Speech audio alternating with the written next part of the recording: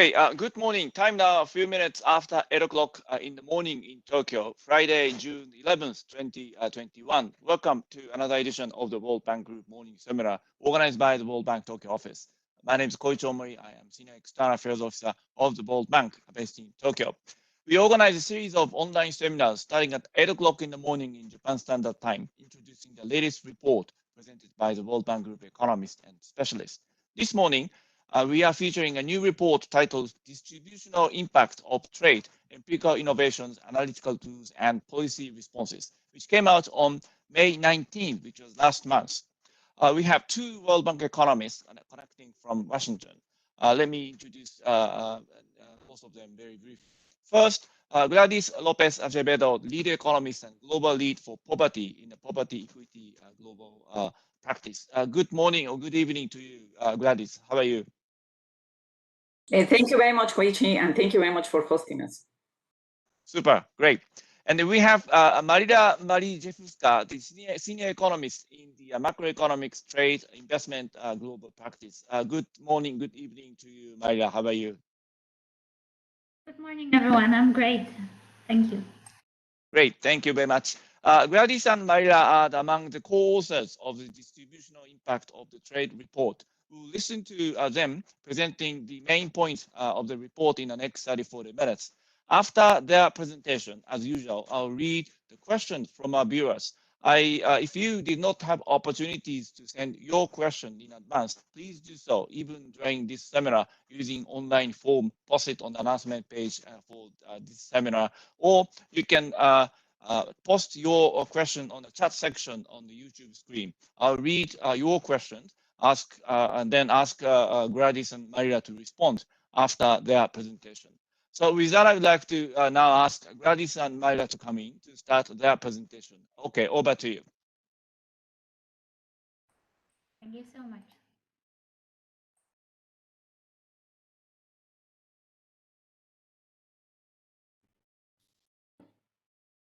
Okay, once again, thank you so much for taking the time to join our seminar, and look forward to further discussion and your questions on the report.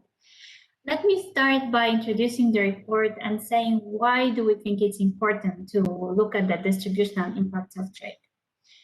So what are the contributions that we make here? First, this report makes the benefits of trade in developing countries more visible. What we know about the benefits of trade comes mostly from research in developed countries. This report is an attempt to redress that imbalance. Secondly, this report is a reminder that trade and poverty reduction go hand in hand. The rise of international trade has transformed the global economy and coincided with a dramatic reduction of poverty. As you see here on the chart, from 1990 to 2017, developing countries increased their share of global exports from 16 to 30%, while poverty plunged from 36 to 9%. Thirdly, this report addresses the reality of trade. The benefits of trade are shared by many, while the adjustment costs tend to be concentrated and affect certain regions, industries, and workers. What do we mean by adjustment cost? What we mean is that when the trade liberalization benefits to economies and societies are clear, however, we know that some groups of workers tend to face temporary unemployment or lower income when they need to reallocate to different jobs as the economy moves to more competitive productive sectors. This is the adjustment cost that we have in mind. So as I've said already, while trade is still seen positively overall in most parts of the world, protectionist rhetoric and nationalistic measures are on the rise. Among other things, this reflects the concerns about the adjustment cost to reform that I have just mentioned, and even recently it has raised further questions about the fragility of global value chains in the context of the COVID pandemic. Despite these challenges, the importance of trade is now more critical than ever. We know that trade plays a vital role in production and provision of food, medicines, and vaccines during the COVID-19 pandemic. It is and it will remain essential to the economic recovery. However, we know that COVID-19 pandemic has hit the poor and women disproportionately hard. making the case for understanding and addressing the distributional impacts of trade even stronger. Now, what is the value added of this report? It makes 4 important contributions. First of all, it provides new findings on the impact of trade reforms in developing countries. Second, it provides new data and tools for measuring the distributional impacts of trade based on empirical studies and on scenario analysis, including 5 country case studies that we'll discuss very soon in more detail. Thirdly, it provides lessons for policymakers on how to maximize the benefits from trade and ensure that trade becomes more inclusive. Finally, it provides ways to strengthen the distributional focus in World Bank operations. Let me now discuss each of those areas in turn and turn it over to Gladys to discuss the case studies and policy recommendations. So what I want to mention in terms of the impact in terms of data and tools is that we look at the very different dimensions of the impact of trade on wages, on employment, on poverty. And we look across different dimensions across time and space. We look at a wide range of policy reforms, such as tariffs, non-tariff measures, trade facilitation. We look at the national and subnational level. And in addition, we include 5 country case studies: Brazil, Bangladesh, Mexico, Sri Lanka, and South Africa. We look at different welfare outcomes. We look at female, male workers, skilled, unskilled workers, formal, informal workers, their employment and wages. We've also generated a new data set, and we did it by expanding the gender disaggregated labor data set to provide provincial level for 70 developing countries. So by doing so, for example, we found that in Ethiopia, urban gender pay gap seems to be the highest in the west of the country, while tradable sectors are characterized by relatively lower gender wage gap. But it's in our Sri Lanka case study where we illustrate the full benefits of having the subnational data set on employment and wages by female, male, skilled, and unskilled workers. What we do in this case study, we do a forward-looking analysis of the potential impact of trade policy reforms on employment at the subnational level. We find that despite the fact that overall trade policy reforms outcomes are positive, they would lead to faster growth and boost poverty reduction, the gains in local labor markets tend to be concentrated in urban areas, therefore potentially exacerbating the existing spatial inequalities. Let me now turn it over to Gladys to discuss in detail the new findings from the case studies. Just to give you a brief overview, the findings that we have generated based on the literature review and the case studies are that the benefits of trade may not reach some regions and population groups because either of the existing policy distortions or maybe due to place-specific factors. And those localized impacts differ over time, depending on the speed of adjustment, and tend to be very different for developed and developing countries. Channels of adjustment also differ. In some countries, the employment changes. In some instances, it's the movement between informal and informal sectors and adjustment to wages. Finally, despite overall benefits, sometimes the trade cost reductions do not translate into lower consumer prices. And this could be due to market structure or poor logistics. So often the regions further away from the border do not benefit as much as others. Let me now turn it over to Gladys to provide you with more specifics on the country case studies and on policy recommendations.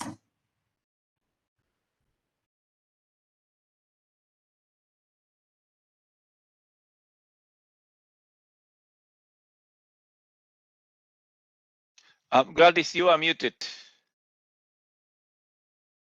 I'm really sorry. Thank you very much, Marila. Thank you very much, Koichi. As Marila said, the report provides a more balanced picture of the benefits and adjustment costs of trade in developing countries. And as she said, this is since the focus of the literature has been so far on developed countries, highlighting the negative impact of trade on employment due to greater import competition. And so the value added that we bring into this report is to analyze in detail the type of adjustment costs, channels through which trade impacts welfare, and the speed of this, and bring policy lessons. And how is that we do this? We do this by focusing on specific case studies that bring advances both on the design, but also on the methodology. And let me put you examples. For instance, in the case of Brazil and South Africa, which we look at specific components of adjustment costs, and this could lead to persistent income impacts. This is something new in the literature. Also, the other thing that we do is we look in detail what are the main adjustment mechanisms in emerging economies, and good examples are Bangladesh and South Africa. Another dimension that we look here that has been not looked at are the effects on welfare from emerging economies of rising exports to rich countries, and these are the case studies of Mexico and Bangladesh. And also we have some innovations in terms of the effects of future trade policy reforms at national and subnational level, and that's the focus of Sri Lanka. And now let me turn into the specific findings from these case studies, and if you wish, what are the key insights? So the first one is the need for more integration across geographic regions and across sectors. This is important because, for instance, in the case of Brazil, a 10% increase in exports led to a 2.3% increase in employment and a 3.1% increase in average wages. The manufacturing sector was able to attract workers within the same micro-region, but workers from other micro-regions were unable to take advantage of this opportunity because of large moving costs.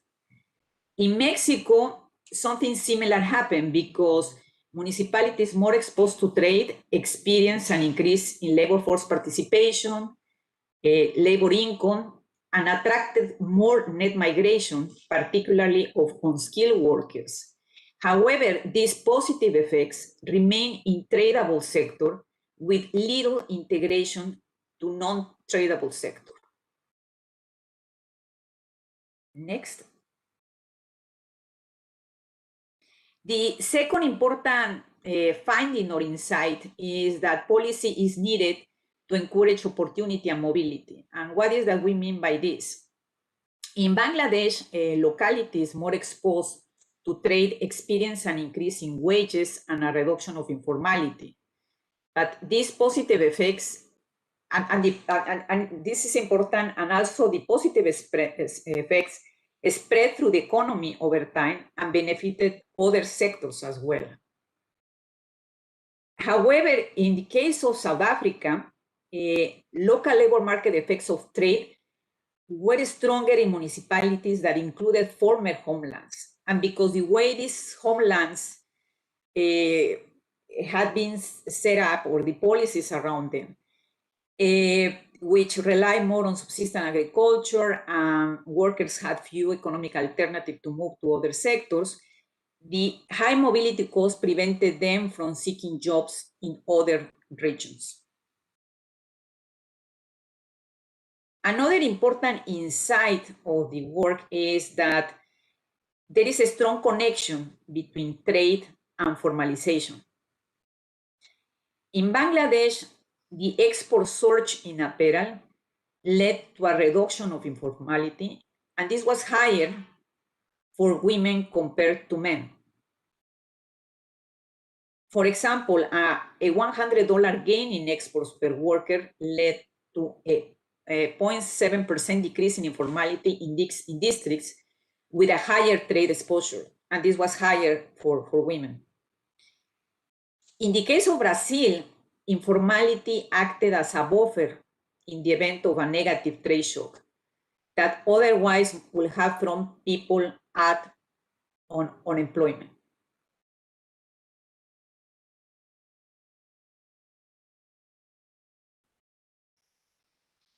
Then another important insight, and this is particularly important in the case of Sri Lanka, is that we were able to use the tools developed under this work program and report in order to assess the impact of trade policy on welfare. And in the case of Sri Lanka, the simulations show that the potential effects of trade liberalization on consumption through a tool that is described in the report, which is the HEAT simulation. And this simulation shows that trade liberalization could lower food prices and of course have a positive effect on consumption in the case of Sri Lanka. However, these positive effects are or could be outweighed by income gains benefiting the well-off in urban areas the most in Sri Lanka. So this is a very good example because on one hand we have like the short-term effects of trade liberalization through lower food prices that will boost consumption. But then on the labor market channel, we see that these benefits tend to potentially concentrate on the better off and in urban areas, and that's an important finding for policymakers. So the question is, how can all these insights from the literature review, the case studies, can be useful for implementation? And the report devotes a lot of time, I would say, like an important chapter by thinking in terms of by identifying in advance sectors and regions that could be most affected by changes in trade patterns. By doing this, policies can be designed to maximize the gains and mitigate adjustment costs. And the report contributes to this goal twofold.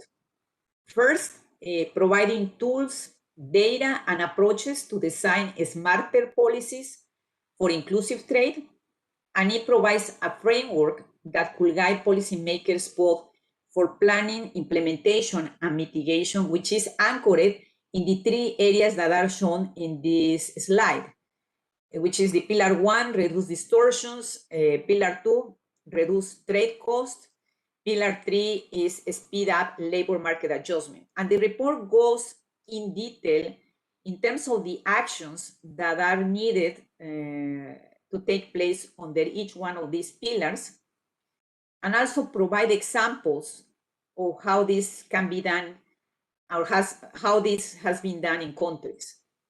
So it's a very rich chapter. But also this chapter goes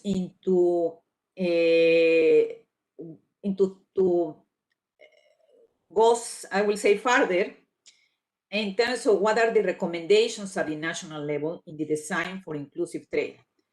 And things that come here are the need to take a whole economy lens to trade reforms, announce reforms early and in a transparent way, and engage with the private sector. Also, the framework discusses what are the recommendations at the multilateral level. And this is important in terms of removing barriers and distortions that could hamper competition, work on labor standards, and promote business conduct. So there are a lot in terms of what can be done by governments and also the international community in order to encourage inclusive trade. And the World Bank is already applying this distributional lens, and we are doing it through, we already have this portal featured in the report, the background papers, tools that can be useful for policymakers and of course the audience. Also, we have knowledge exchanges showcasing current analytical and operational work in this area, providing technical assistance in project and operation.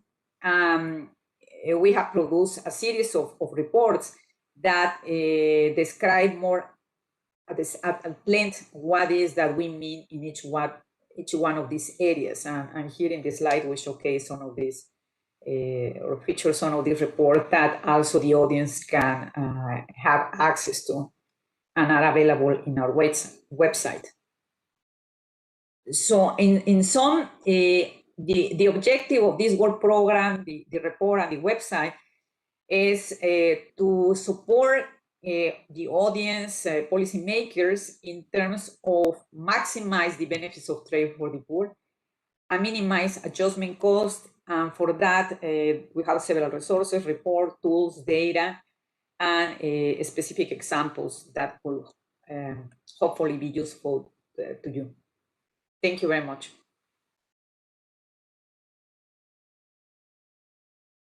And here is yes, thank you very much, Maria. Here is the report and the website. Great. Thank you very much, Marila and Gladys, for your presentation, giving us a snapshot of the main findings of the report.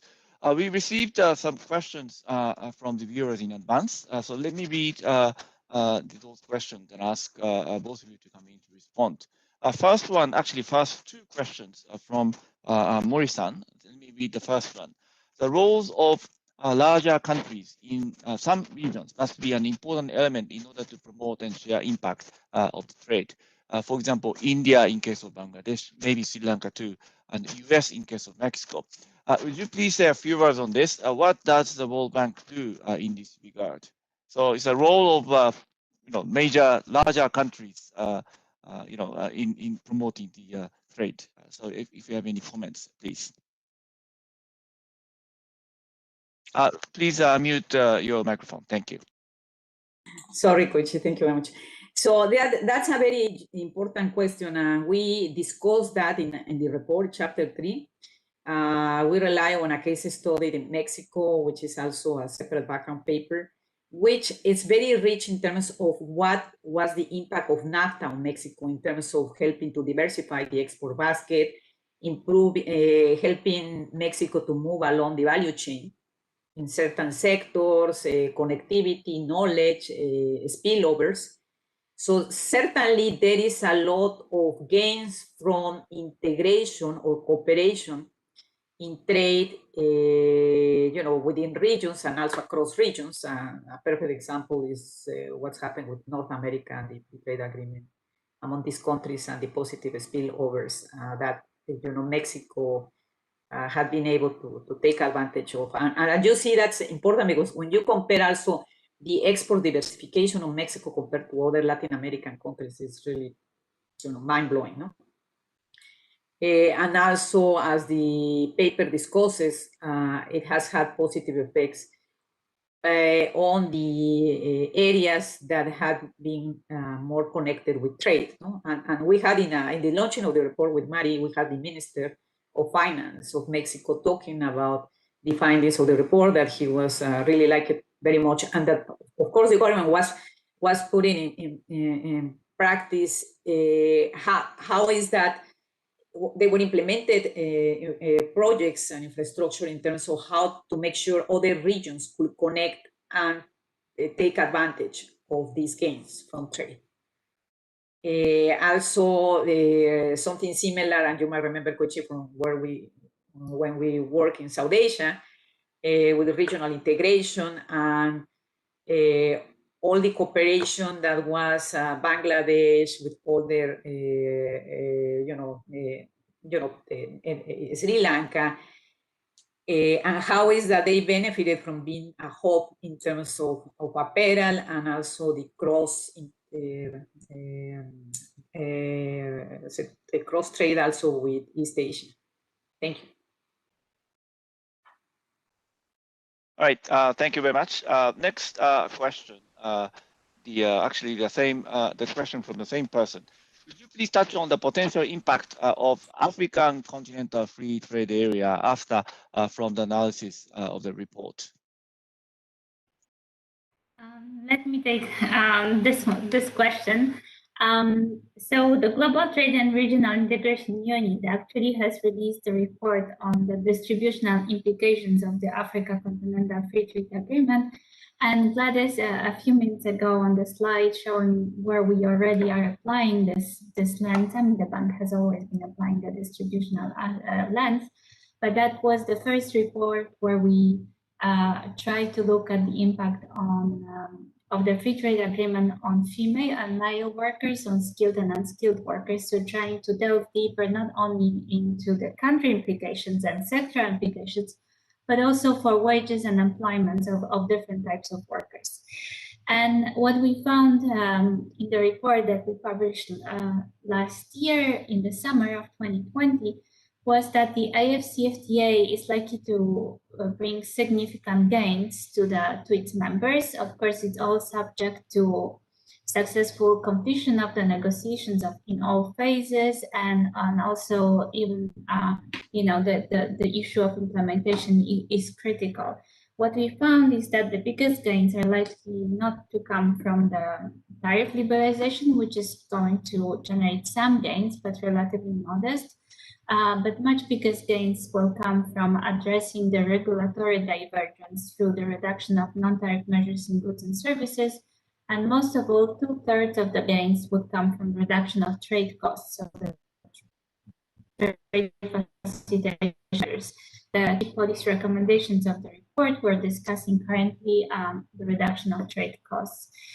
So what we found in terms of distributional impacts, very briefly, we found that even though wages of all types of workers are likely to grow a bit faster under AFCFTA, specifically by 10% by 2035, we found that the wages of female workers and the wages of unskilled workers are growing a little bit faster than wages of male and skilled workers, going some way into addressing the wage inequality between different types of workers. Thank you. Thank you very much for your response. Okay, let me move on to the third and fourth questions from Sasaki-san. The first one from him, engaging the, not this one, sorry. How would you advise the governments of the countries in unique or specific situations, i.e. smaller or remote countries such as Pacific Islands in Asia, or countries faced with the fragility, conflict, and violence? So that's the first question.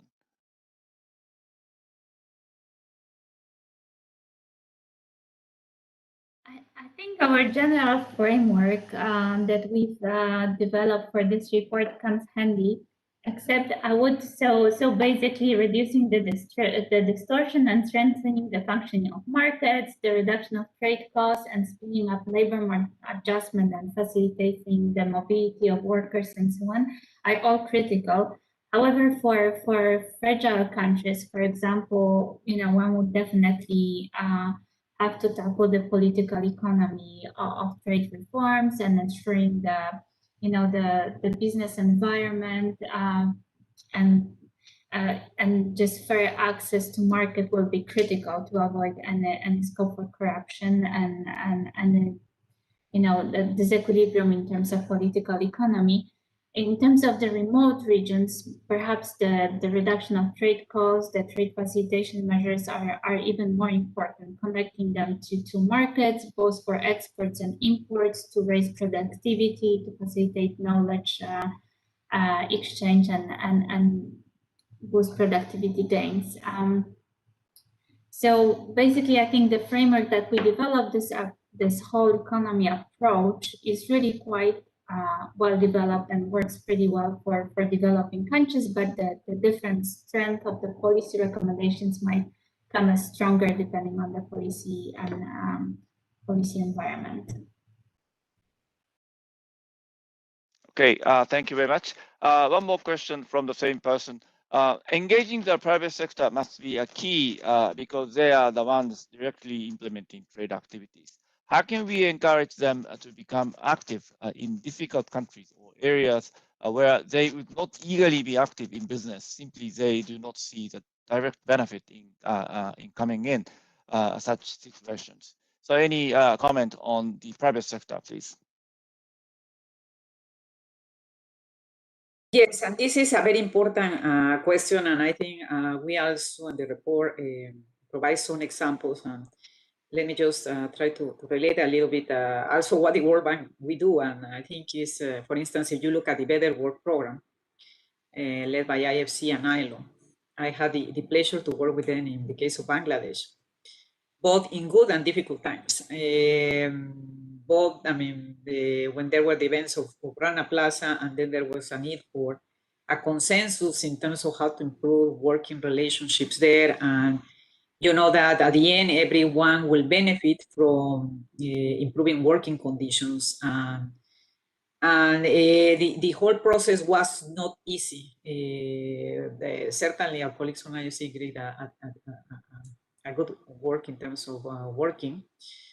But it was crucial to have the private sector engagement through the whole process, no? And in terms of having all parts to talk to each other, the workers, government, and the private sector, in order to be able to reach an agreement in terms of how to move forward. And this kind of cooperation remain afterwards, and it has worked in the case of Bangladesh. I had the pleasure to continue working with them in another series of publications that we did with colleagues from Elevate, which work with global buyers in the case of apparel. And they were always very engaged in terms of, you know, trying to understand the needs in terms of working relationships in these countries, to take into account, you know, how is the business climate could impact or not the working relations.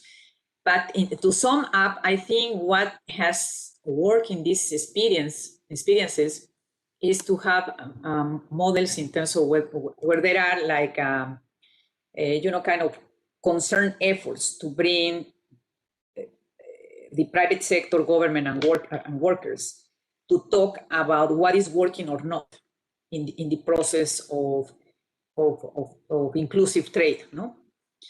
And there are good examples in terms of how to do this in practice. Elevate, which is completely private, it's a good example of how to do that. There is the Better Work, which is more international led, but there are different schemes in terms of how to foster this kind of communication. Thank you. Thank you for your response. So let me move on to the other two questions sent from the anonymous participant. First one, with global value chain, transition like digital technology or green economy would change the demand for skills of workers. Then how can we capture both demand and supply side and plan for retaining and re-educating for long-term human capital? That's the first question. Any comment, please? Yeah. And that's extremely important. I could comment, and of course, Marila has worked a lot on these issues. As you know, the World Bank had this whole World Development Report on global value chains. There has been a lot of the future of work.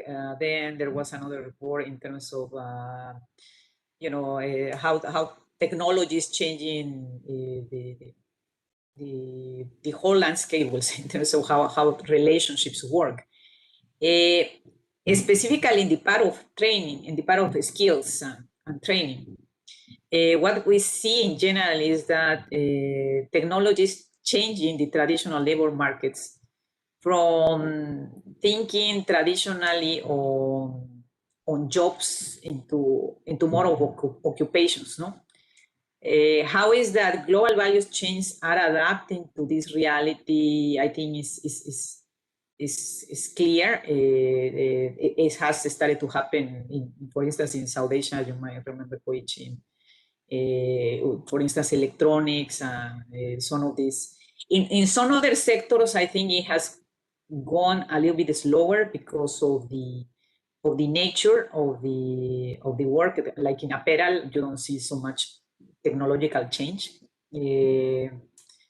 but it's certainly something which we have discussed with counterparts is the need to invest in the skills of people in order to prepare them to move along the value chain. Because just the traditional type of mass production, or where you just have a lot of workers coming in and a lot of turnover, it's not going to continue if you want to generate more value and profits. You need to invest so that these people could move to, for instance, floor managers, or I mean, like they could move and bring more value added with respect to the value chain. So it has investing on people's and the skills and trying to anticipate to these changes. It benefits both the workers and the firms. So it has to be seen as something that is not only one side. It's part of the whole equation or arrangement in order to increase productivity and production. Thank you.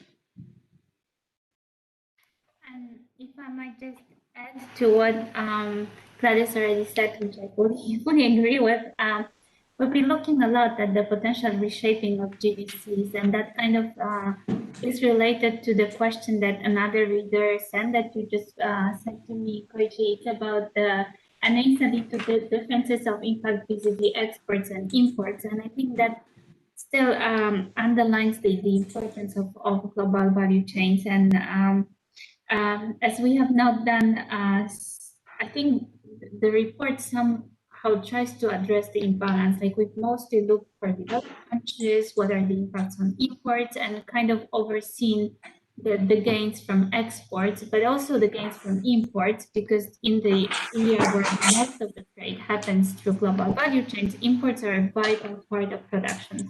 As inputs, also import competition needs to foster productivity gains, and so on. So both types of trade flows are extremely important, and that's what the GVC report has also shown. But we've been looking recently into the reshaping of GVCs post-COVID, and have really the thinking changed as a result of the pandemic and the fragility of the supply chains, as highlighted by the pandemic. And in this choice between efficiency and resilience, what we conducted several interviews with companies, and also investment team working on FDI has done a number of interviews. And what we found is that the nature of GVCs is here to stay. I mean, the countries really are not thinking of reshoring, seriously trying to produce more and more at home. That was the initial reaction. The GVCs are multiplying the fragility at home. What we've actually found is that firms that are engaged in GVCs were able to recover faster after the pandemic, and just having this access to several markets in terms of inputs and ability of exports allowed them to recover faster post-pandemic. So even though the nature is changing, I think this choice between resilience and efficiency is still leaning towards efficiency, and GVCs are here to stay. Thank you. Okay, thank you very much for your response. The another question from the same person. Let me read. Preferential treatment for foreign private sectors to invite FDI, or bilateral agreement on trade by political power imbalance may impact on the local labor market. How can we adjust the situation to be better for vulnerable workers and consumers? That's a question. Any comment, please?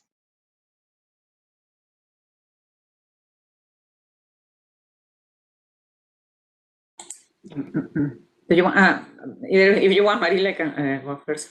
So that's very important in terms of how political economy could affect, of course, trade, and at the end, local labor markets. No. And with the both, I mean, the Brazil and the South Africa case stories have a very good background analysis in terms of that, because at the end, as the person who asked that question, he's very right. I mean, the decisions in terms of how trade agreements are negotiated, who wins and who gains, it's also a part of a political decision-making process, no? And this, of course, has direct consequences in terms of the regions or localities that are going to be exposed or gain from trade.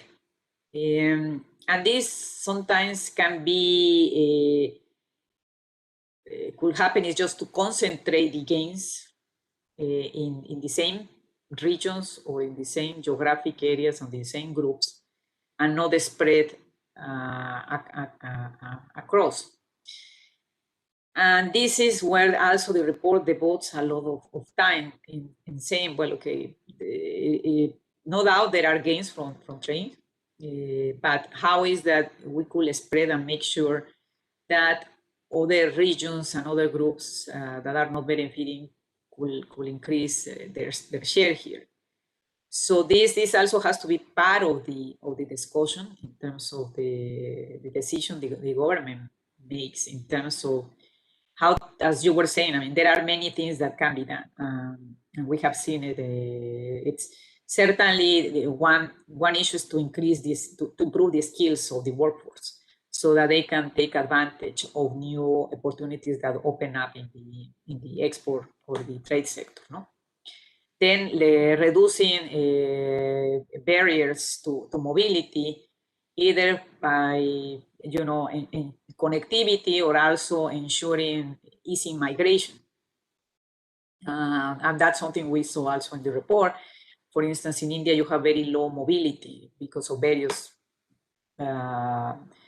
policy reasons, while in Bangladesh, there is a lot of mobility and people from rural areas can move up and take advantage of the emerging opportunities in apparel and in medium or intermediate cities and large cities. The other is definitely, it's also to increase the participation of women in the workforce. I mean, let me put you an example, because we work also in India a lot, there was restrictions on double shift for women. So there were restrictions in terms of how women could engage in formal work or you know, for instance, in apparel, no? So by trying to ease these constraints, governments could ensure that the rest of the population can take advantage of the gains from trade, and they are not concentrated only on a few groups. Thank you. So if I might add to it, I think what we also highlight in this report is the importance of having access to data and tools to allow you to anticipate those trends ex ante. So the question was about the potential impact on the local labor market from free trade agreements or FDI. And this is exactly that was exactly the knowledge gap that we try to address in this report. So looking ex ante at the potential implications for local labor market, engaging with the private sector, engaging with with investors, trying to understand how to mitigate any potential adjustment costs and making sure that those gains are spread across sectors and regions is one of the key issues that we address in our report. And we generate data to be able to do it, and also the tools, both in terms of looking what happened in the past, using econometric approaches, looking what might happen in the short run with very granular level, or looking at the trade flows using the HEAT tool developed at the bank, and finally looking at medium to long run, combining computer and generative models with micro simulations to look at the household level. What could be the implications of those free trade agreements in local labor markets. And only once you understand the potential impacts, then coming up with policy solutions to address them ex ante. yeah, that's one of the things. Also looking at data and approaches to anticipate those changes. Okay, thank you very much for your responses. Let me read some questions altogether. The questions posted on the chat section. First set from the Shimamoto-sensei from Kyoto. Thank you for your question. Thank you very much for your eye-opening findings of the inclusive trade. Any insight into differences of impact vis-a-vis export and import? Is impact of FDIs included in your study? I mean, concept of inclusive FDIs, if you will. So that's the first set of comments from the Shimamoto sensei. And then secondly, a question from Sham Kumar Karki. Thank you very much for your question. What is the relationship between the trade deficit and poverty reduction in developing countries? Do you have any recommendation for those countries that have a small market or low productivity? So that's the second set of questions. I would like to ask Gladys and Mara to come in, perhaps respond those several questions comprehensively. Thank you very much.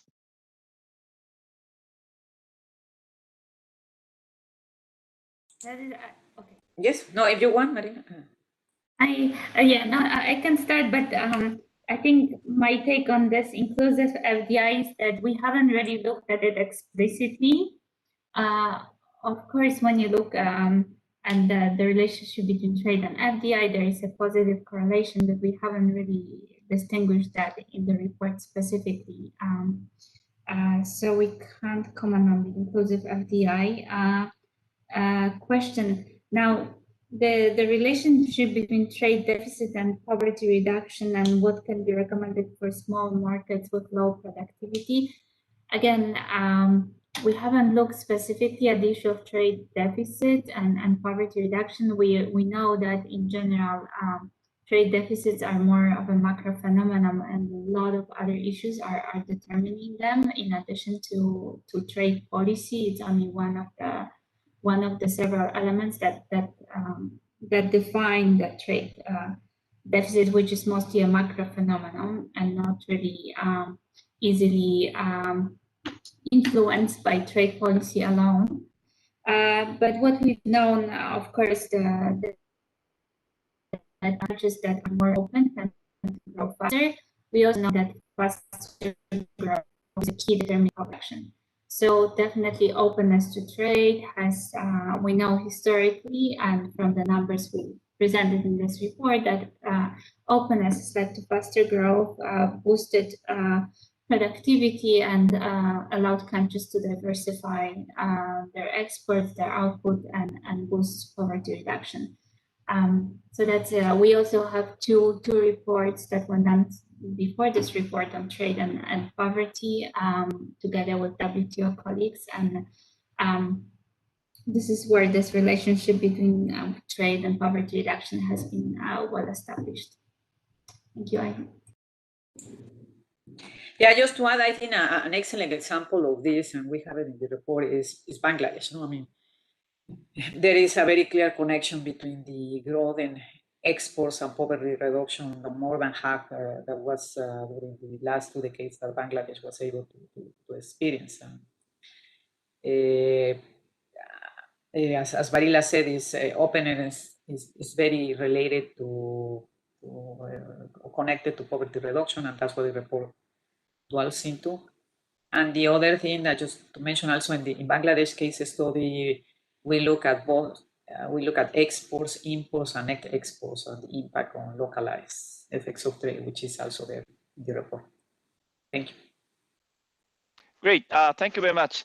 Marilla and Gladys, you very efficiently present the report and also very efficiently responded to the all the questions that we received from our viewers. So I would like to ask, in order of Marilla and Gladys to say any final words to the stakeholders in Japan, and then we wrap up our seminar. So Marilla, please.